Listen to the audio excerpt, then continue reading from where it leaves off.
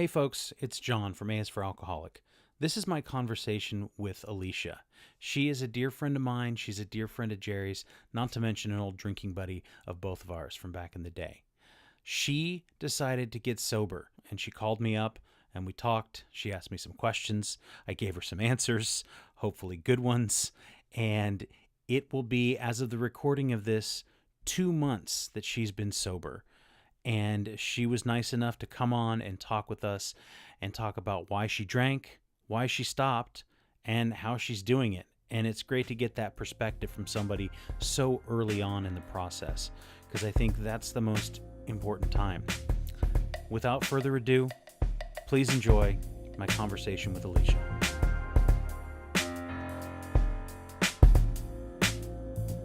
So it's been 60 days. Is that correct? Since you've been sober? Well, 60 days, 59 60 days? tomorrow. Okay. So let's go back. I don't know how far. We don't have to go all the way back. But how would you describe your drinking growing up? Or did you drink? I mean, what was the beginning for you? Man. What was, I mean, Okay. So or so you're how old? I'll be 32 this year. You're 32. You work for a global national corporation. A big old big one. A big old big one.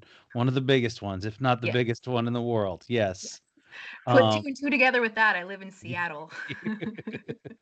Okay. And so you're 30, you said 31. Big Now. old company. Now you are. Yeah, you just turned 31. Yeah. Yes. Not too long ago. And you and you're a poetry professor. You weren't you? Is that in another life? Like I that. remember that. No, I got my master's in poetry and Okay. I taught at the collegiate level, but I never got to teach poetry. That's not necessarily true. I got to teach like a week of poetry in my literature class. But that was my old life, the life that doesn't pay very much money. Mm-hmm. Again, I Right. live in Seattle. So Okay. Yeah, there's some poetry in Seattle. There's some poetry there, of Seattle. there very much is. Certainly I right now with all the snow. Oh my gosh, my partner's mom was like, "This is a perfect time to be doing some writing. You're in the house, you can't leave, you should write." And I'm like, "I have all the things to work from home, and if I sit around and write poetry, my boss will be mad." So, Um, okay. So just tell me, I mean, growing up, what was growing up like for you? um, God. Well, I was a latchkey kid. Do Mm-hmm. you know what that is? I do. Yeah, I was one too. Oh, there you go. Pretty much from like age 5 on, parents were like, "Here's the house key, kid. Here's a bike and a library card. Good luck." So that's why I'm this big nerdy brain and I like reading and all that crap. But then after that, I was raised Mormon, so that's not a thing that we do. But I think I was 14 when I had my first drink, and it was on a dare because the girls I was with, they were in like a circle and everyone was drinking wine coolers that my friend's mom bought for us because she was an alcoholic and would always be down for buying 14-year-olds handles of vodka and all kinds of other shit. So anyway, we were in this circle and they're like, "Oh, haha, Alicia's not gonna do it because she's Mormon." And I was like, "Oh yeah, try me." And I drank a like strawberry daiquiri wine cooler and it was disgusting. Mm-hmm. And then I remember everyone having this like, "Oh my God," face. And like, just to like spite them, I drank another one like right away. And that was like it, I Because they guess. couldn't believe the Mormon girl would actually drink the wine cooler. Yeah, it was. They were egging you on, and then they were shocked when you actually did it. Yeah, like Yeah. Alicia goes bad, like Right. day one. Okay, so that's 14 years old. When's it like, is something start then? Did you ever feel compelled to drink after that, or?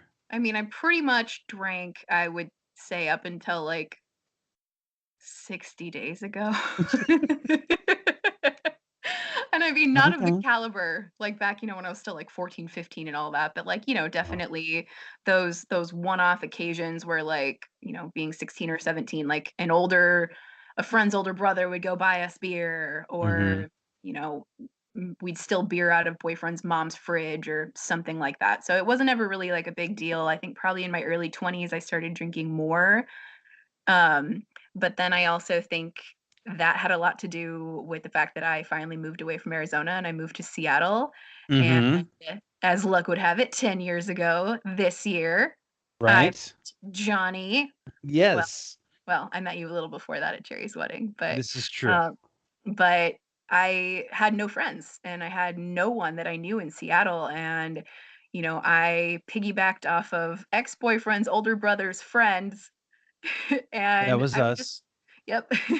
And I would just, take the bus, the 44 up from the U District, and go sit at whatever bar any of you were at because it was one person I knew. And, you sit at a bar long enough, they ask you to work there. Mm-hmm. So, And you were um, going to school. I You were was. you got into UW, Got into right? UW, yay! Yeah, so I had moved up to finish out my bachelor's, and I knew no one. I was transferred in, and, um, I had an apartment that, in retrospect, was outrageous. It was $1,000 for, like, a studio in the U District, back in 2000, like, 9. But I had to make rent, and I was eating maybe, like, celery and ramen, I think. It was, like, all I Yeah. had. So, if I had any extra money or anything, like, come my way, I'd go down to Ballard and I would go find a drink, Mhm. or I would kind of schmooze you guys to give me, like, the runoffs, or like, "Hey, like, Sure. test this drink, is this okay?" Or, "Here, I poured too much of this, you can have it." Like, I don't know, those early days were probably some of the foundation for all of the ways I learned how to drink, I suppose. Yeah, Um, I'm sorry but about that. well, I mean, I've told you this before, like, I used to sit in that room with, like, all of you guys, like you, Jerry, Walter, Coda, all of them. I'd sit there in awe of just how, like, majestic and godlike you all were. Like, you guys were just like party animals, Mhm. the coolest quote Right? unquote old people I knew, because you were all in like your early 30s then, and I was like barely 22. And it was just really cool to learn, I guess, how to be cool by hanging out Sure. with you guys. Um, Not that I'm saying you guys caused my alcoholism in any way, but I definitely knew how to handle myself with alcohol when I actually did finally get into the service industry and start serving and bartending and even working in the kitchens and stuff. Like, your rewards there aren't praise, good job, you did great tonight. Your reward is alcohol. And Mhm. if you do well enough in a night, you get alcohol from anyone you want it from. Like, oh, like, you killed it in sales, Leisha, have a shot on me. Or, oh, like, 31 was really impressed with you, they sent you a bottle of champagne. Like, it became a very easy thing to just include alcohol in my every single day, because work was alcohol, and then after work was alcohol, and before work was alcohol, and it just all kind of revolved around it until I guess my tolerance really just kind of went through the roof on it. Like, I think I remember, um one of you, I don't remember if it was you or Jerry, saying something about how, like, you just needed more and more until you needed more and more. Like, there was no like, there was no tolerance there anymore. It was like I could just keep going. Right. And I think by the time I hit grad school, like, grad school is a whole, like, crazy, stressful, not stressful place. It's beautiful. I miss it. Like, I can hear my friend Liz from grad school yelling at me about how much I hated grad school while it was happening, but now I look back on it thinking those were the 3 best years of my life. And I say that even though one of those years my mother died in that time, as well as my brother. So, it's kind of one of those strange things where it was just a beautiful place to continue my alcoholism in. Right. So, So like, you I would would say the first 4 years you were in Seattle, yeah. tending bar and waiting tables and going to school and, you know, burning it at both ends and drinking consistently and, hanging out with people who could teach you how to drink consistently and what you needed for before and Who during and I could after keep and up with. right. Yes, yes. Um, and so you do that for 4 years and you feel pretty successful. I mean, you graduated. You went on to grad school, right? Oh, You yeah, I were a graduated with, great like, student. honors, super high GPA, all these awards and scholarships and things, like, I don't know, I just always could see past, like, I don't know, like, the shitty part of being, Mhm, like, getting all the drinks into you and getting drunk and all that. I could even, like, in the middle of it all, I would sit there, like, in a little glass case inside of myself, like, banging on the walls, being like, "Okay, you have to work tomorrow. Enough is enough now." And kind of being like, "Okay, I should drink some water."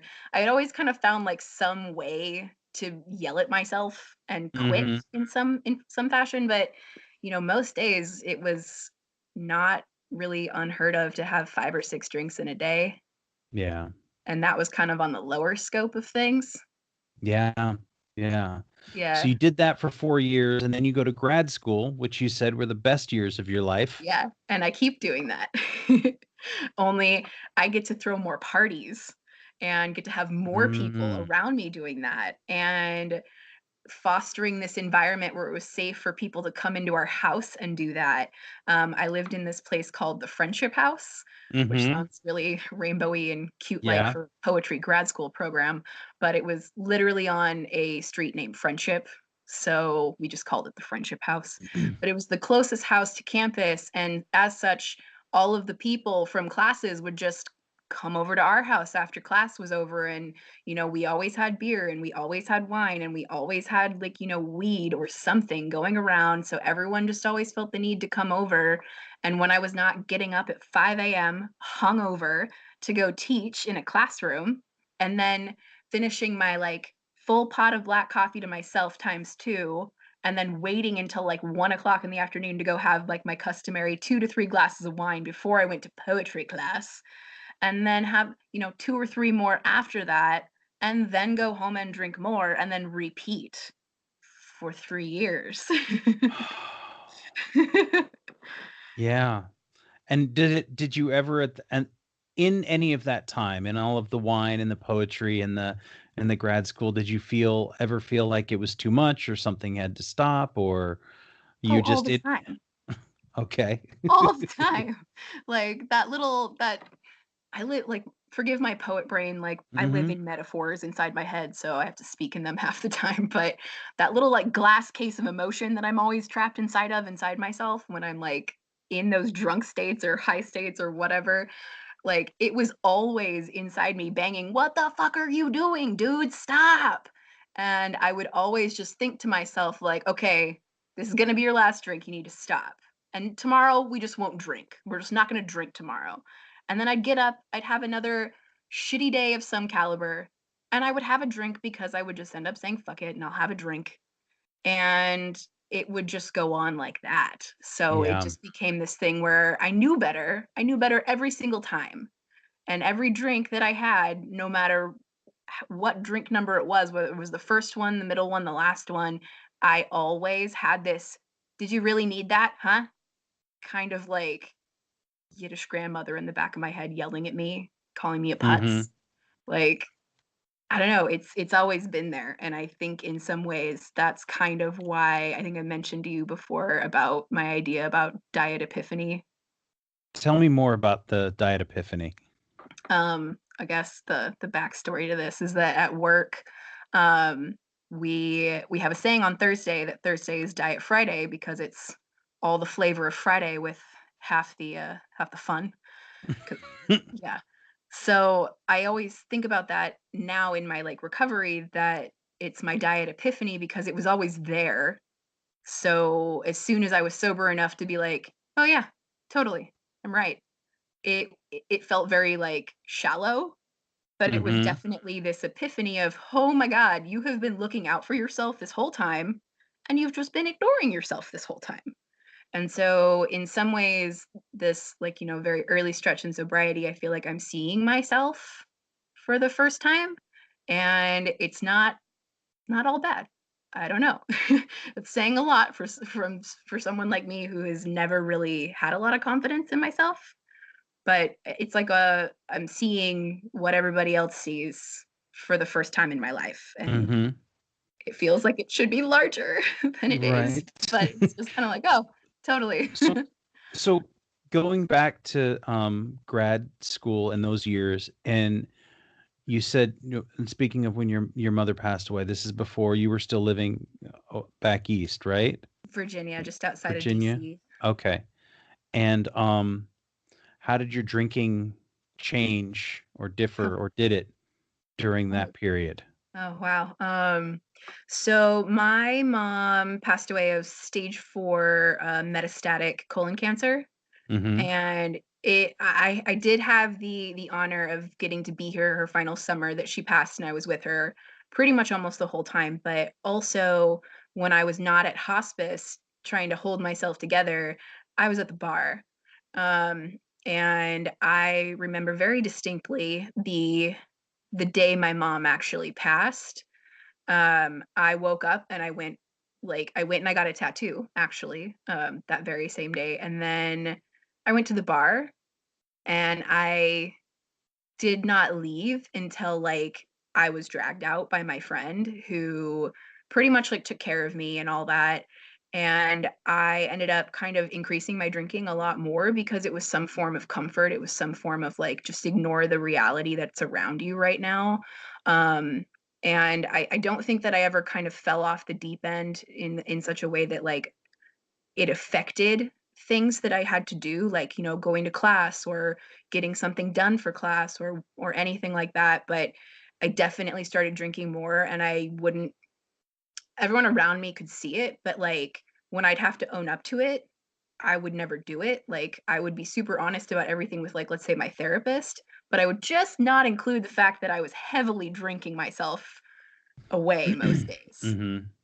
So I kind of held up this really beautiful illusion that, like, I was totally fine. I just, like, I'm just gonna have these few drinks, don't worry, like, I'm alright, guys, everything's cool, but, like, if you were, like, really were able to see what was going on, like, I was falling off the deep end, and I actually didn't really end up dealing with mom's passing until I would probably say this past year, because it kinda came in a big backlash, because I had shoved so much of it down with the alcohol and trying to forget and all that, you know? Mhm, and this what year was this? That was 2014, tail end. 2014, okay. Yeah. And so the drinking continues throughout grad school, and then you said your brother then passed away. Yeah, 2 weeks after my mom did. Yeah, he, had an allergic reaction out of nowhere, and I know he would be happy with my joke that I'm about to make, he literally dropped dead. So, um, it was a real bumpy last year, there in grad school because of that. Mhm. But you always considered yourself, even in those times, functioning, and you handled your business, and you were always school and all that stuff. Like you said, you always made things work, or Yeah, I guess that's, like, I don't know, maybe that makes me boring in some ways with my no, my no, no, no, no, no, alcoholism, no, but no, no, no, not at no. all. That's Um, amazing. I I I think that I've just always had this, like, you gotta act right part of me, and I don't know whether that's, like, my grandparents because they pretty much raised me when I was little, or, maybe it was the way to get attention when I couldn't find it otherwise, like, if Mhm, I did good in school, mommy and daddy would pay attention to me, so, like, I think some of that just got carried over through my lifetime that, like, whatever you do, you still do it well, and you made that choice to get messed up, so you own that choice and you still get your shit done, and it was just this very, like, cool, you're hungover. You did that to yourself, so get over it. Um, I can tell you that, like, my partner right now would always say things like, "I'm never drinking again. I'm such an idiot. I'm so dumb." And I'd be like, "Why don't you just own what you did?" So, I don't know, that's just always been my mentality about it, I suppose. yeah.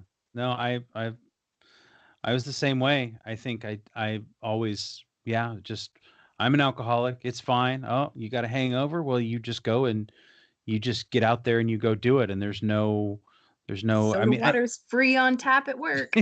right. And I think for me, and I don't know how you feel about this, but I think there was also because in childhood, because of childhood traumas of my own, um, that there was a lot of punishment and a lot of self-punishment, and so that it Totally. made it made sense to me. I was like, "Oh, this hurts," and well, good because you deserve it. And Oh my I hate you, John. So you deserve to Oh, feel this suffering and this pain. And and so those words that I would remember, and those like they say the tapes that you play in your head, although we don't really yeah. talk about tapes anymore in 2019, but those tapes that would play in your head from like my dad talking to me or whatever, or bullies, all that kind of stuff growing up, was that I was just punishing myself and I felt like I deserved it. I don't know if Yes. you ever felt that way too. I laugh not because you were, No? saying mean things about that, but that is so so 100% accurate. I have never been nice to myself, and I am slowly but surely figuring out small ways to like myself again, but I think the drinking was always a kind of, if it wasn't a way to punish myself, it was a way to put myself in like a box or like shove something else down. So I could say, see, like, even this is happening, so now I have to run away from it, and then, like, there would be the added layer of, "Oh, you can't even face it, now you have to drink yourself away. Fine, better have another drink," and so it was this vicious cycle of, like, punishing myself, but also avoiding punishing myself, but punishing myself anyway. I don't know, chaos. It was just always chaos. Hmm. So this is like, so 2000, when do you move back to Seattle? 2015. 2015. So you moved back to Seattle. Um, you are now living in this town that is notorious, but it's known for its nightlife. You probably still have a lot of friends that you know in I moved bars and I moved back to restaurants. Ballard too. So you moved back to Ballard, which if anybody doesn't know is like was this sleepy little town, part of town, and then just exploded in the last 5 7 years and is now the hippest, coolest, like happening, bars up and down the street. And it's a really cool place it's a very busy and fun place for somebody to go and hang out. And you move back and you find friends and, Oh, and I um, go work at the old bars that I used to work at, mhm, and the added bonus that I used to sit and drink at. I actually got hired at the People's Pub, which mhm, I used to sit there until 6 in the morning playing poker, drunk right? as shit with you and All all those those people. folks. Yeah, Yeah. And so did you And I'm sorry. So oh, go ahead. go ahead. You see the People's Pub, but also didn't you work back at the Belmar I or that did. was before, or you after as well? I did. I went back and I bartended there for a while. Okay. So that officially, I did every single job there then, every single one. So you fall right back into where you were at before Yep, you left. yep, and I had that small window of, I had just graduated from grad school, I could have applied for doctorates, I could have applied for, quote unquote "real person job," but beyond that, like, I just fell back onto my comfort zone where I knew, like, "Oh, if I can't get a real job yet, I know I can fall back on the bar." And so I fell back on the bar hard. I fell back so hard that I got like 4 bar jobs right away, and I was oscillating between all of them, never had a day off, drinking all the time. I Like, feel like I remember you telling me that or texting me or something like, "Yeah, I'm working 4 different places." That sounds familiar. So and at this point you don't have school to worry about no, necessarily. just the bar jobs. So you can sleep in, Yep. stay up late, watch Do the yep, sunrise. do whatever I want, and I mean, it was typically, go down in the like a little bit, maybe like an hour and a half, 2 hours before your shift starts, like, just to say that you got out of the house early. Um, Go, I don't know, walk about, hit up Mhm. hit up like a couple of the shops that you go in, but you don't ever want to buy anything. Go hit up a couple of the bars, or just go sit at the one that you're gonna get your best like pre-work drunk on, and then scoot out. Me, it was always Hattie's. Let's just go sit at Mhm. Hattie's, and they would know exactly what I was ordering, where I was going to work at that day. Like, it got down to, like, that much of a science between me and the bar people on Ballard Ave.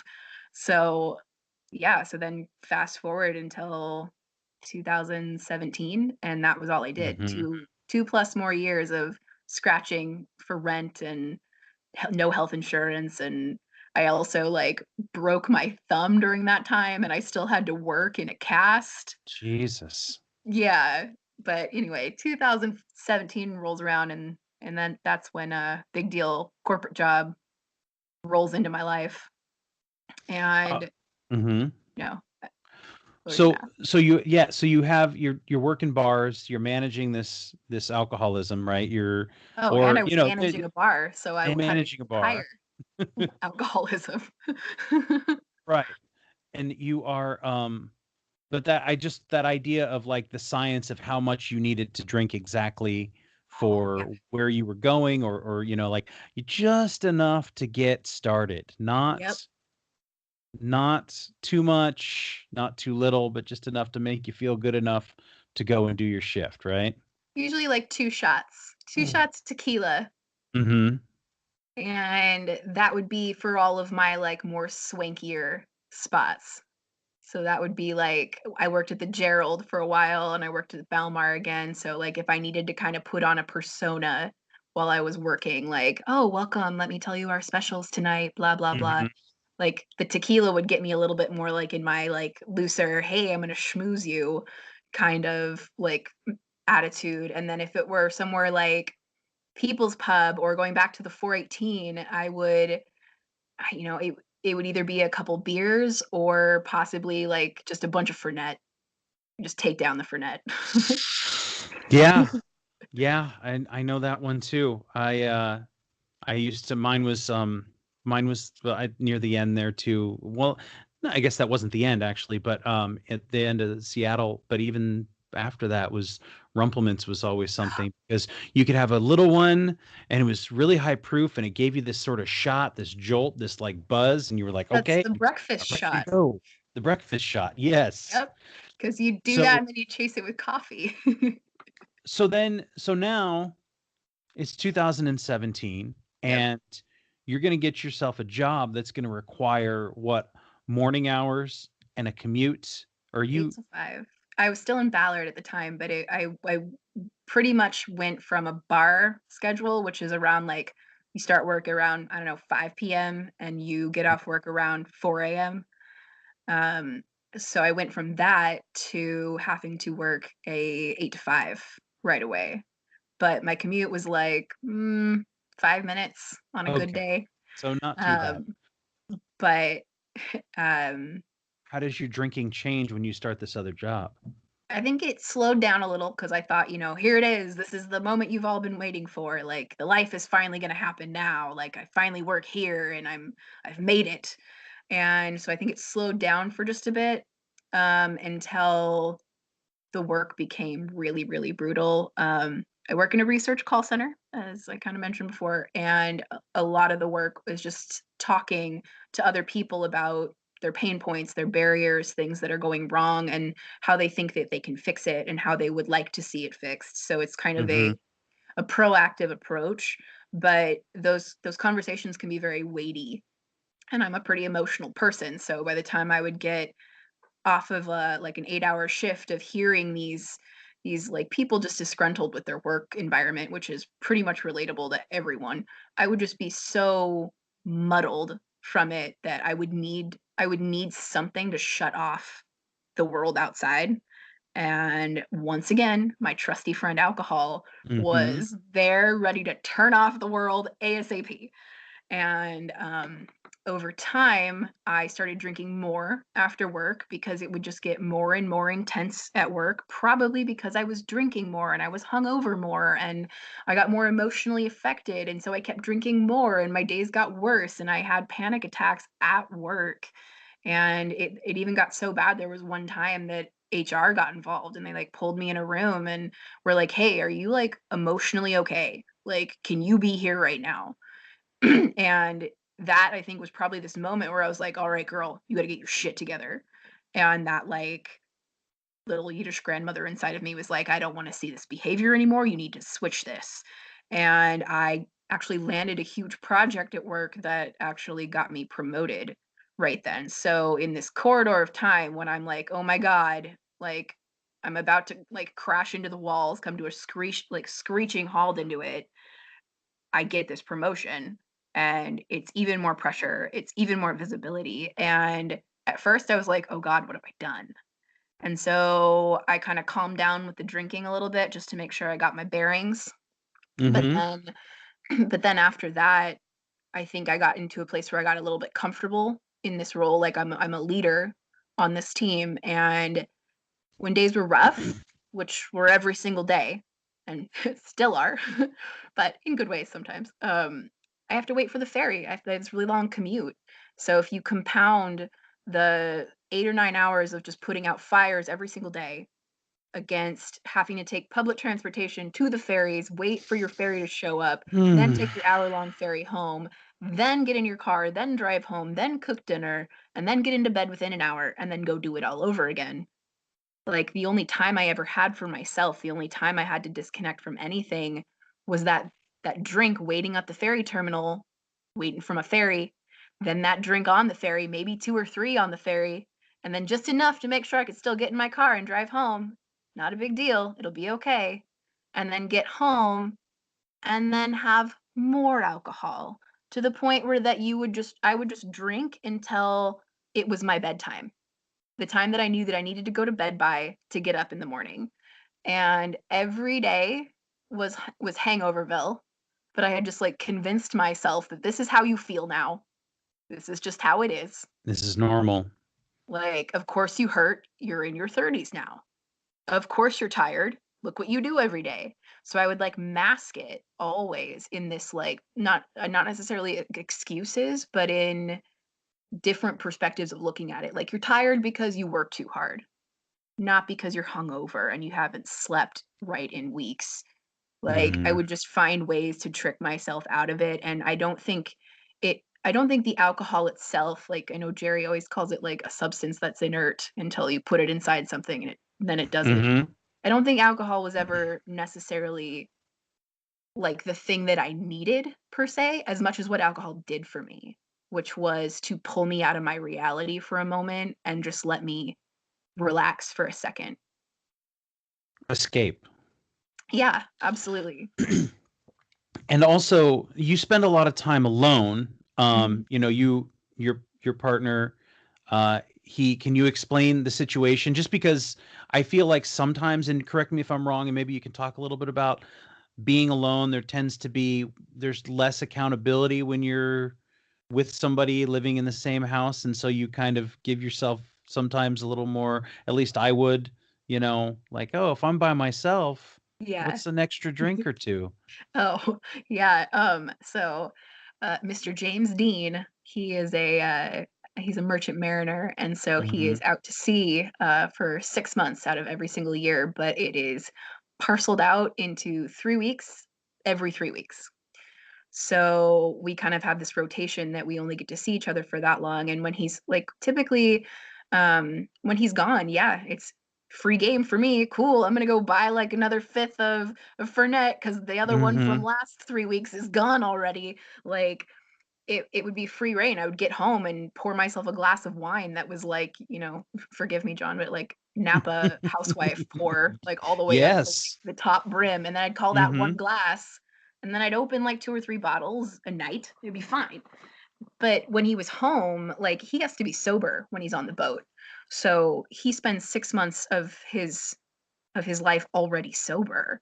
So Mhm. when he'd come home, of course, like that first day would be an onslaught on the beer in the house and he would just take it down. Like he could have made like a wizard staff with how much beer he would take down that first night he would come home. And then he'd wake up the next day with a terrible, terrible hangover because he'd been sober for 3 weeks and then just drank like a rack of beer to himself. And then he'd complain and flail about and I'm never doing this again. I hate alcohol, blah, blah, blah. And then some days it would be maybe he just didn't drink for the rest of the time he was home. And then some Okay. days it would be the next day he'd be drinking again. And you, I mean, you kind of kept up with him or kept pace or didn't drink as much, or were you Oh, just always, oh, I mean, did it I change love when he him. was home, your drinking? Um, no, because I think he knows Okay. me well enough now, but I'm not a cheap date, and I can drink him under the table, and he will tell you Okay. that also. Um, but I think in some ways we would enable each other. So sometimes if Sure. he wasn't drinking enough, quote unquote, Uh, I would get really self-centered concerned about it. Like, oh God, like, is he gonna think that I'm a drunk? Like, but I want another drink. No, I'm a strong woman. I'm an independent woman. I don't need a man telling me how I can have my alcohol tonight. Like, I would get really like in those weird spots. And then other days when he was like, oh, fuck it, I'm going to have another one, I'd be like, oh, yes, I totally need another one. So we would just kind of piggyback off of each other. And I think what drove us both, because I celebrate 60 days tomorrow, but so does he. He's actually doing this sobriety for a year with me as well. So I think we so were, tell me about that. That's yeah, what led up to this decision that the two of you made 60 days ago. oh man, okay. So this is the winter of 2018. Yeah, this is a week and a half before Christmas.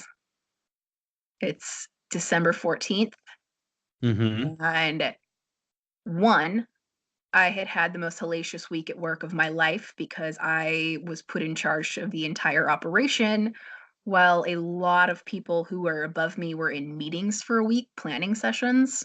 So I did the job of like 20 people by myself, and it was a grueling, really, really horrific week that I happened to drink my way all the way through. And it ended on the 14th with one, I had to set up the department holiday party, which I was in charge of. And I had to get everything in order. We had people flying in from Europe. It had to be a big deal. And I had to make sure all that was organized. I am at the end of my rope emotionally. I'm exhausted from the week, and I have to put on a happy face and still run this whole big thing while there's free alcohol everywhere. And I've got to like think to myself, okay, all you want to do is get fucked up right now, but you know you can't yet. You got to hold out. It'll be okay. Don't get fucked up in front of the bosses. So I have like 2 beers, but at this point, I haven't eaten in like 36 hours, maybe more, because I don't Wow. know about you with your drinking, but I don't know, just I don't get hungry. Never really got Mm-mm. hungry until I did. Mm-hmm. Um, but I hadn't eaten in a while, and so I had like these 2 beers, and I started to feel kind of tipsy. But at that point, I knew I was ready to hit my fuck it button and be like, I don't care, like I'm falling off the deep end, like just go for it. So I also have tickets to see the final show of my favorite band ever that my best friend drove up from Portland to go to, and James was going to come with for the first time to see me be minus the Bears crazy fan. Like shout out to them because most of them are on the sober train too, and that's part of this. So yay! But anyway, so I have to hand off this holiday party and hightail it to the concert to get there in time for my meet and greet passes and be the crazy psycho fan that they know me to be. Um, so we get like so I leave the holiday party, but not before I've had like 2 more shots. And then I get in the Uber, I get to the show, and I have oh, there's my cat. Sorry. Say hi, Frey. Mm-hmm. I get to the show and I slam like 3 more shots of tequila right then and there. And my best friend Lena and James, they don't really say anything because they're like, okay, Alicia's had a hard day. It's fine. It's whatever. And that's an expectation that people had of me that I could just take down that kind of alcohol and it's nothing to be alarmed about. And so we go have meet and greet. I can tell when I'm talking to them that I'm slurring, that I'm getting drunk. And so after it's over and I'm kind of on my oh fuck it high, James hands me his credit card. I go buy more drinks. I go buy a bunch of stuff, and I take down like 2 or 3 more shots with my friend. And by the time we get the drinks that we're going to go stand in the front row to wait for the concert to start in, I run back to give James his credit card before I spend any more money. And I sit down for a second and I end up feeling so overwhelmed that I can't get up. And I projectile vomited off the side of the table, and no one saw it but me. So Good work. there's like a little bit of vomit on the table, but nothing that looks out of sorts. And I'm like, "Holy shit. Okay. All right, girl. Like straighten up and act right." And the only substance on the table is just more beer. So I drink some beer to swish out the vomit taste. And I leave my best friend sitting in the crowd or standing in the crowd in the front at the show box while I'm sitting up in the bar with James, and she has no idea where we are. So she finally finds us after the show has not even started yet, but she finds us. And as I'm sitting there with James, I turn to him and I say, "I need a trash can." And before he realizes is about to happen, I projectile vomit on the table again, only this time it's directly down onto the table, all over the table, and all over myself. And I'm wearing a really fancy holiday party dress that has cats singing on it. um, so at this point, I know what I knew that I had blew it, but I was so like, still so fucked up that I didn't really realize how much I had blown it. And at that moment, the security guards rush in. They pull me up out of the chair. They carry me outside. They park me in a chair outside with people filing in, like right next to me into the show box. So people are like seeing this drunk, vomity girl as they're walking into the show box. And James and Lena follow me out. They go in, they take my tickets to get my coat, they get all the stuff, they call an Uber, they get me on the ferry. And we make the ferry, but we get kicked out of the final Minus the Bear show ever before it even starts. And that's my favorite band. I'm their crazy fan. They literally know who I am because I'm a psychopath. So I get on the ferry and I start screaming and telling everyone around me that I missed Minus the Bear. I missed them. Do you know that I missed them? And I kind of just start losing it. They Mhm. go and they get me the fairy chowder. It's been sitting out Oh, for a few no. hours, but it's the only hot food they have. Uh-huh. So they go get me the fairy chowder. They get me a Gatorade, and my best friend and my boyfriend are just sitting there letting me let it out. Like I'm sobbing, I'm acting like a fool, I'm being very loud about Minus the Bear and how I've ruined my whole life and I'm such an idiot. No God, and then I get so upset that they have this they added a secret show the next day or another show the next day, and I spent $200 to get those tickets. And then the next day, when I wake up in the morning and I'm surprisingly not as hungover as I thought I was going to be. You puked it all up. I should also Yes. mention when I got home, me and Lena got high. Mm. We smoked weed and then I went to bed because I knew that was going to make my nausea go away. Mhm. Yeah. So I get up in the morning. I don't have that bad of a hangover, but James kind of does. And he turns to me and he says, "I was so drunk that I didn't know how fucked up you were. And that makes me really upset at myself."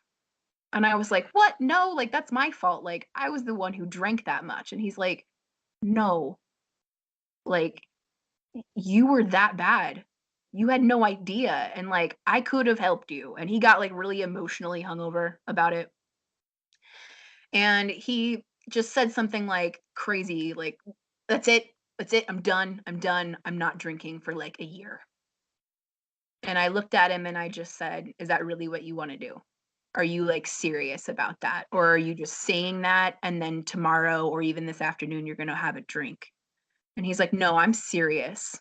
And I want to save all the money and I want to go on a vacation. I want to do something that's not this." And so I texted you and I Mhm. texted our friend Taylor, who is a recovering alcoholic as well. And I said, "James and I are doing sobriety for a year. I'm texting you this to be held accountable." And I just turned my phone around and I showed him and I said, "Well, I guess we're doing it now."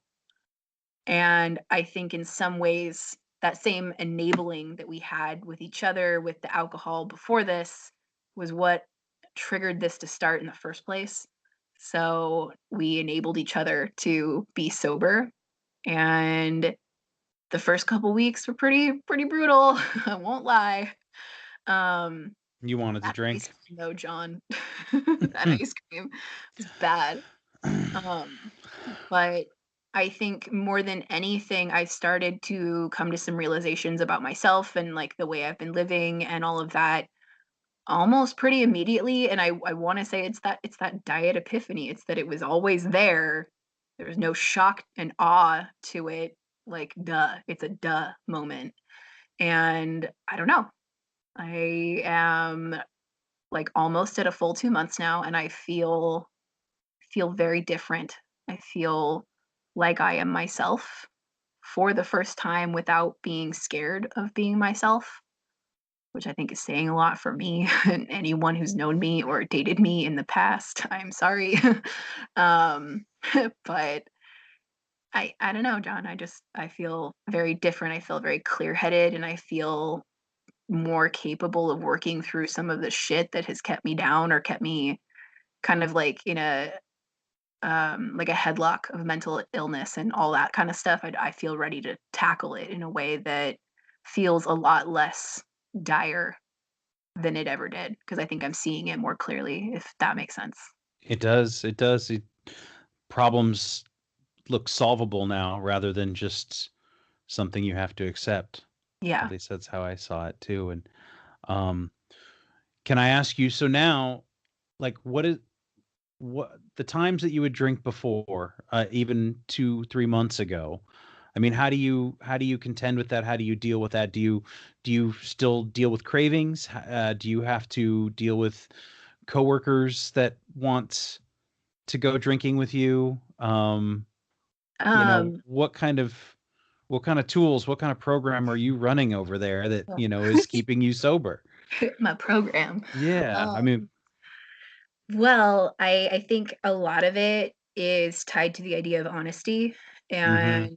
and that goes as far as that all of the people around me at work know that I came to a screeching halt and I had to make a choice and I'm going sober this year.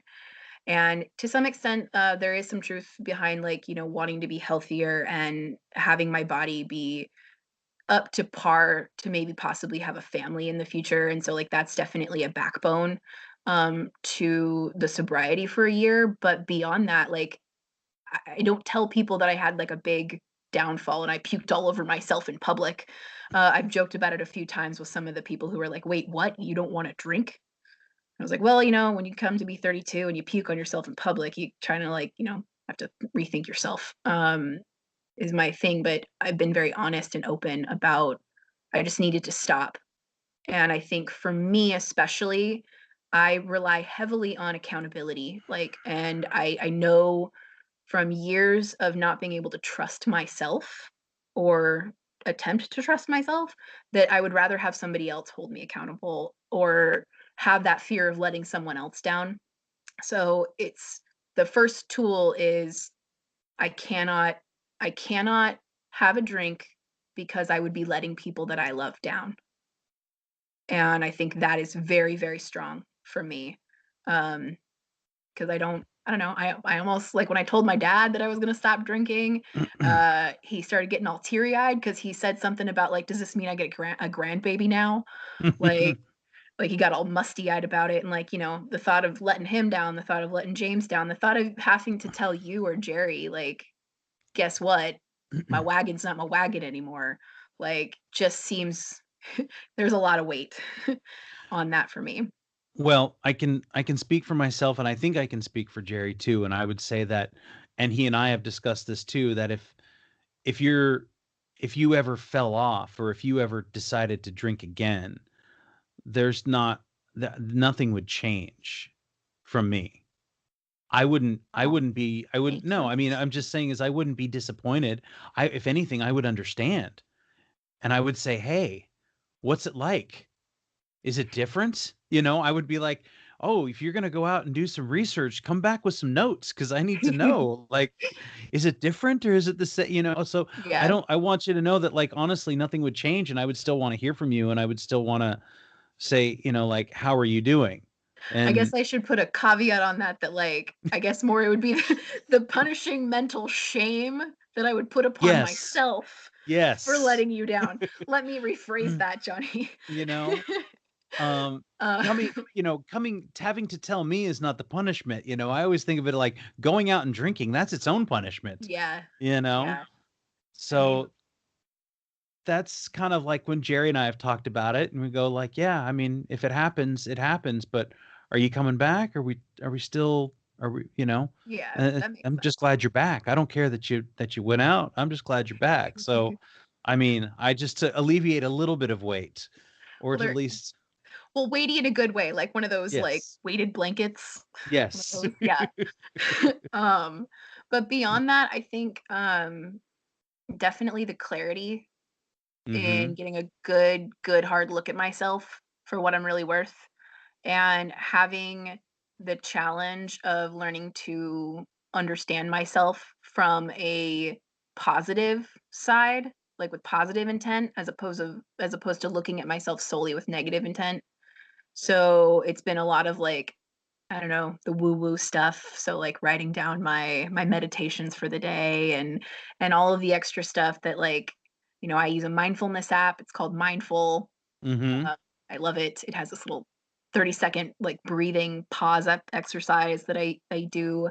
I've been starting to see a chiropractor to get some of like the pain in my body that I used to treat with alcohol, actually dealt with. And beyond that, like I've been trying being the operative word, keep a sober journal, in which I try to write down what I was thinking about that day, what I was trying to get some clarity on that day.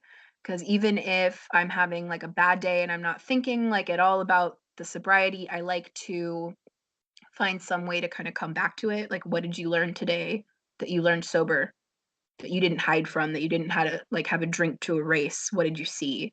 And I think the most powerful one thus far has been forcing myself to find 3 moments of actual joy in every day, especially on those days where, you know, the caca is hitting the fan at work, and Yes.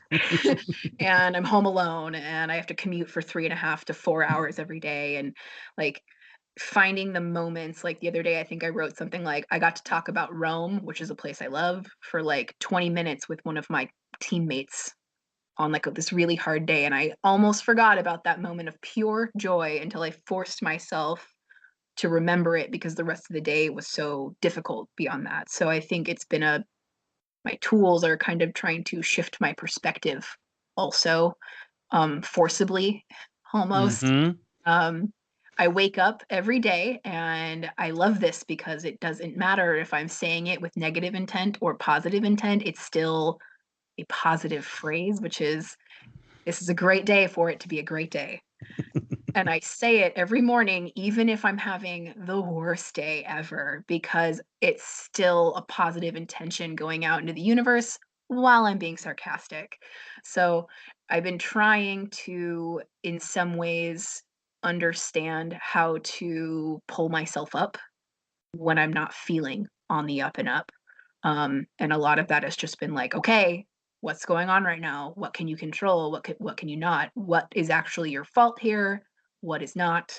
Like, it's almost like I've been holding the cards the whole time, but I've never seen what was in my hand until I actually like took the alcohol away. You know, Yeah. in a way. No, I agree. I agree. It's one of the most challenging things when you said it about making the choice about how you're gonna look at things and what your perspective is going to be, and, that idea of like, "God, haven't I changed enough? Do I still have to keep looking at it in this positive thing? I'm so fucking tired." That's the person who's the asshole. Why can't they change? Why do I have to change every single day? Why do I have to look at and I get caught up in that, and it's like, because that's how it works for me, Yeah, It's yeah. like, so Very you accurate. choose to be happy. You choose to make it a great day, even if it sucks. Gotta And over-index on it. it's a great day to be a great day. Yep. So I completely understand and get it, and um it's all about perspective, even when you don't want it to be. Um, and so you've got 60 days tomorrow. Are Yep. you going to celebrate in any way, or are Well, you working? I unfortunately will have to work, but due to the snowpocalypse occurring in Seattle right now, Hmm. I do get to work from home for like the umpteenth day in a row, which has been a magical miracle of not having to interact with humanity on a physical level. Um, but has been a nightmare because online communication is not exactly easy. Right. Um, but I don't know. Yeah, I'm gonna probably watch more Game of Thrones because I'm rewatching the series because I can't wait to watch season 7, which is I know the past one, but James and I are catching up because I haven't seen any of them and I can't Okay. wait because I'm obsessed. So I started back at episode 1 while he's on the boat because I'm a crazy person. Yes. So I'll probably celebrate with staring at Jon Snow and drinking soda water with the That cat. sounds awesome. That sounds awesome. And Maybe so, we'll have a so, fire. I don't know. uh, well, yeah, if it's snowing outside with a Yeah. fire and little thrones, Yeah, right? um, so 60 days, you've given yourself a cap on a year For now. for now. And I mean, that's just, I mean, how do you think about that? Does it feel like, because everything sounds positive. You're not, I'm just curious. I mean, Oh, it honestly, wasn't for like, a while. no, no, no. Hey, I get it. I mean, you're like, fuck it. Why can't this year go by quick enough?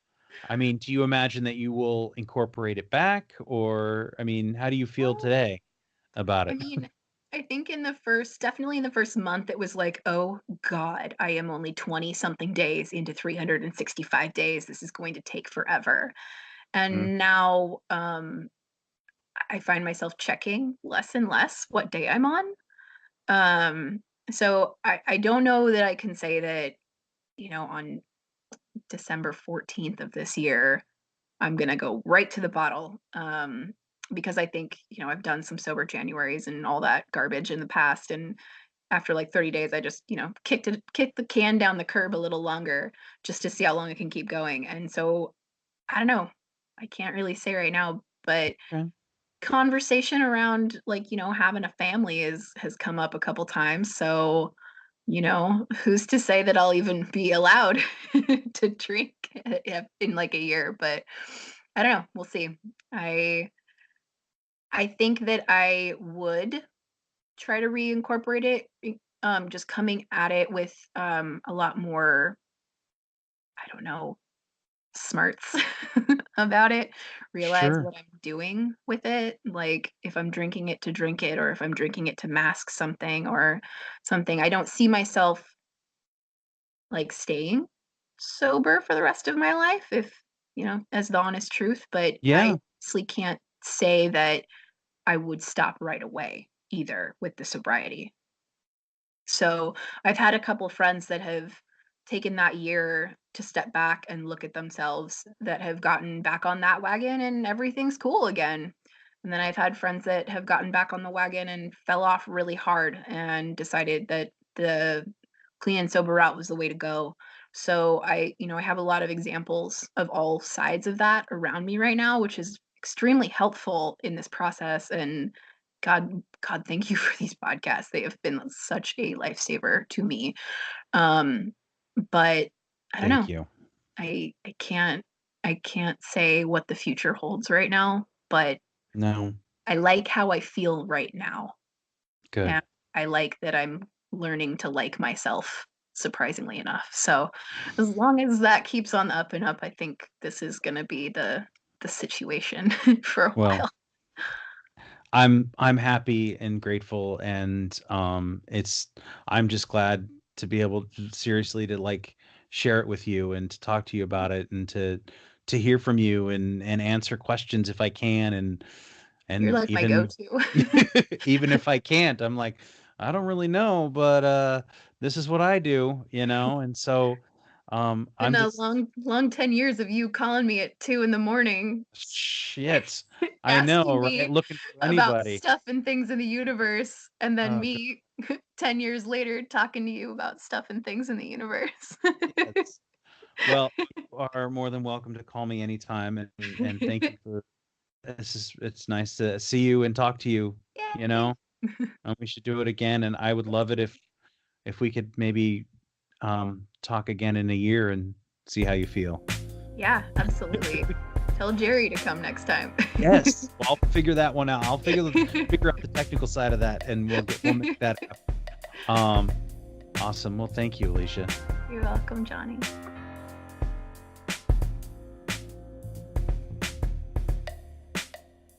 Thanks again for listening. Our music, as always, is by Neglect. You can find more of his stuff at neglect.bandcamp.com. And you can find us on all social media platforms that matter: Instagram, Facebook, and Twitter. And you can reach us at aisforalcoholic@gmail.com. Talk to you later. Yeah.